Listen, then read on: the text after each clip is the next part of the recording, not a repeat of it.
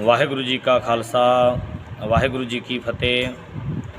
साडे YouTube channel भाई झंडा सिंह खालसा ते तुहाडा स्वागत है।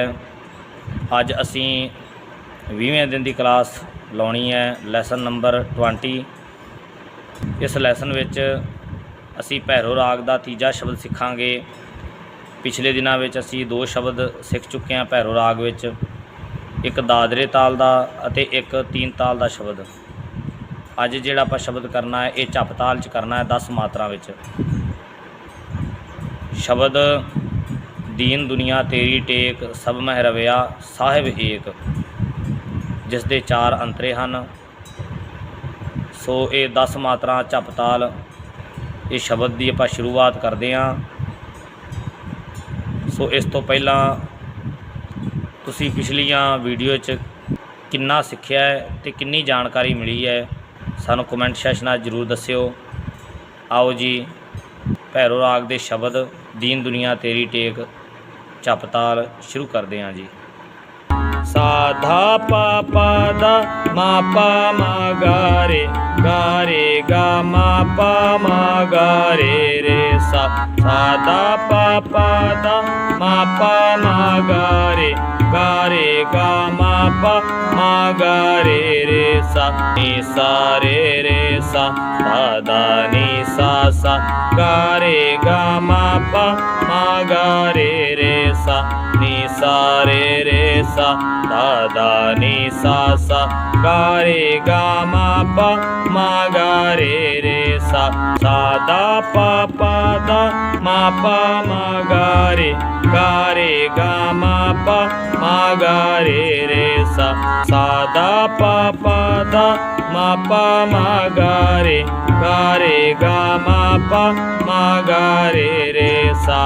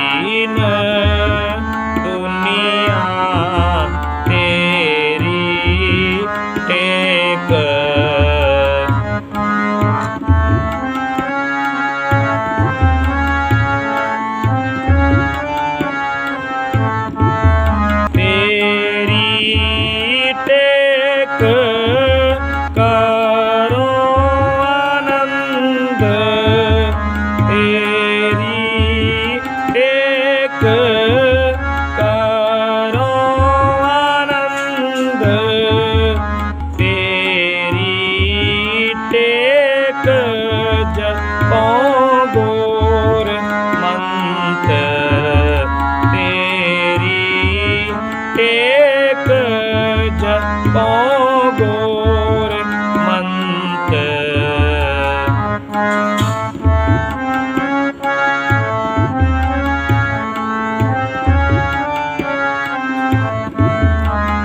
तेरी टेक तरिए पो सागर तेरी टेक तरिए पो सागर राखण हार पूरा सुख सागर राखण हार पूरा सुख सागर दीन दुनिया तेरी एक दीन दुनिया तेरी एक सब में रविया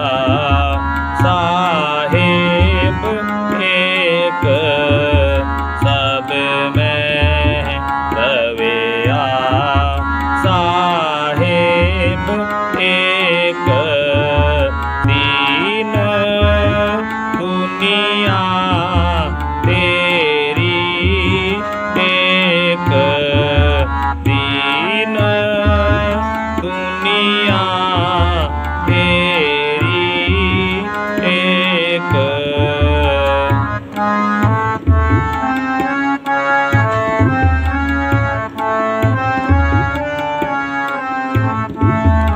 तेरी टेक नाही पो कोई तेरी टेक नाही पो कोई अंतर जामी साचा सोए अंतर जामी साचा सोए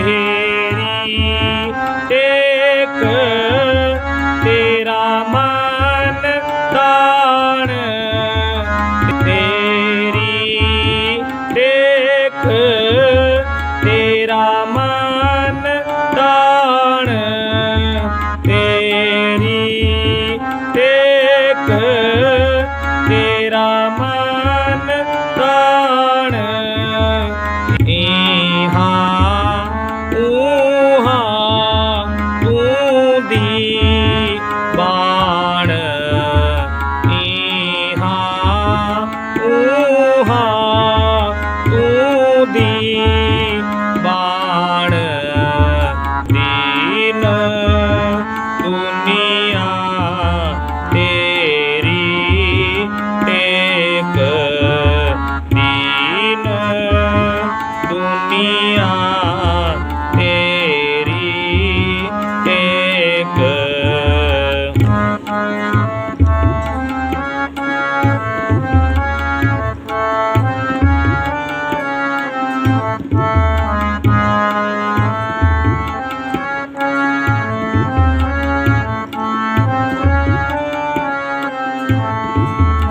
तेरी टेक तेरा परवासा तेरी टेक तेरा परवासा सगलो ते आवे प्रभ गुण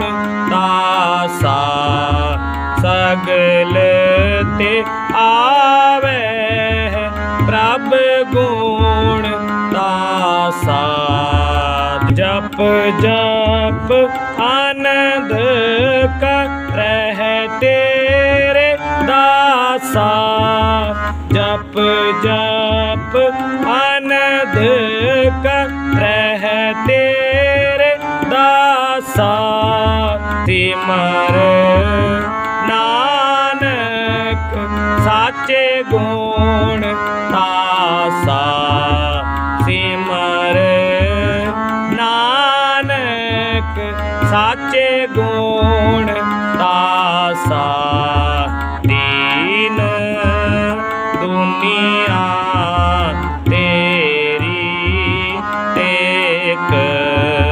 दीन दुनिया तेरी टेक। सब में रविया साहिब एक। सब में रविया साहिब एक। दीन दुनिया तेरी टेक। दीन दुनिया तेरी टेक। तेरी टेक। तेरी टेक। वाहिगुरु जी।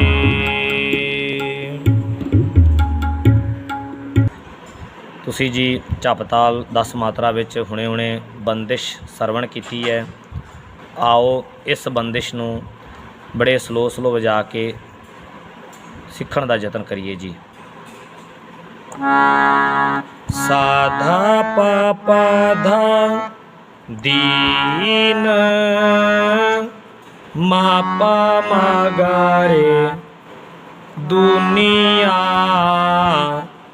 गारे गा मापा तेरी मागारे रे सा टेक।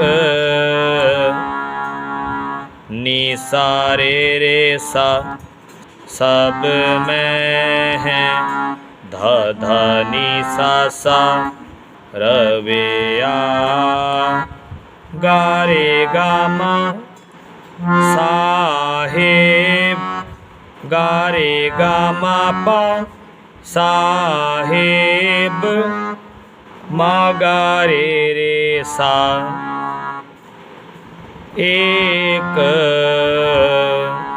अंतरा पापा धा धानी तेरी सा सा धानी सा एक। दादा नी सारे रहा कल सानी धादा पा माहे। मागा मा पाधा तेरी रे सा धादा पा टेक। ते सानी धादा पा रे गुण। मागा रे रे सा गाहे। पापा धा धानी तेरी सा सा नी सा सा धानी सा टेक ना। दादा नी सारे पो है सानी दादा पा काल। मागा मा पदा तेरी टे रे सा दादा पा टेक। ते सानी दादा पा रे गुण। मागा रे रे सा गाहे। अगे नैक्सट अंतरा 2 नंबर अंतरा पापा धादा नी तेरी सा सा धानी सा टेक धादा नी सारे करो सानी धादा पा नंद मागा मा पधा तेरी रे सा धादा पा टेक ज सानी धादा पा गोर मागा रे सा मंत पापा धादा नी तेरी धादा नी सर धादा नी सारे दादा पापा पापा दादा नी तेरी सा सा धानी सा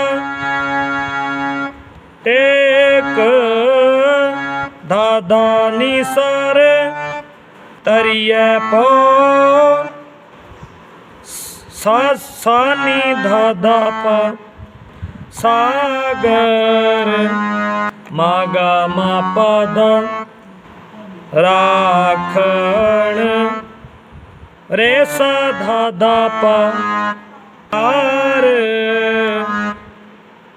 सानी धादा पा पूरा सुख मागा रे सा सागर। 3 नंबर अंतरा पापा दादा नी तेरी सा सा धानी सा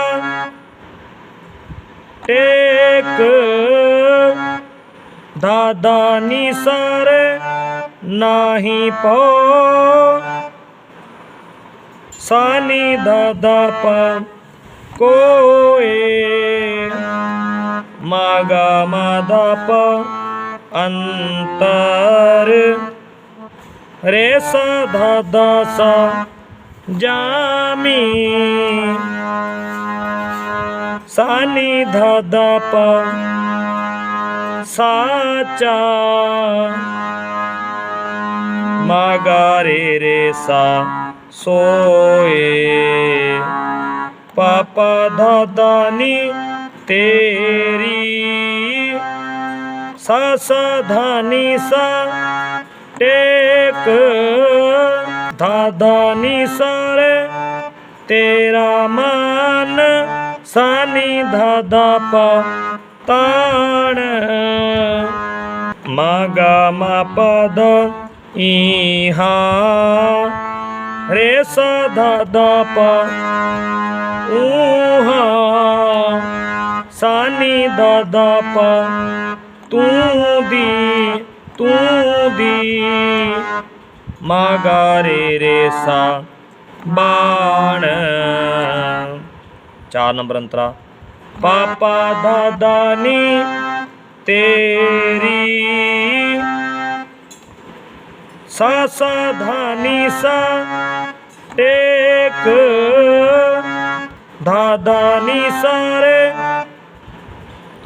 तेरा पर सानी दादा पर वासा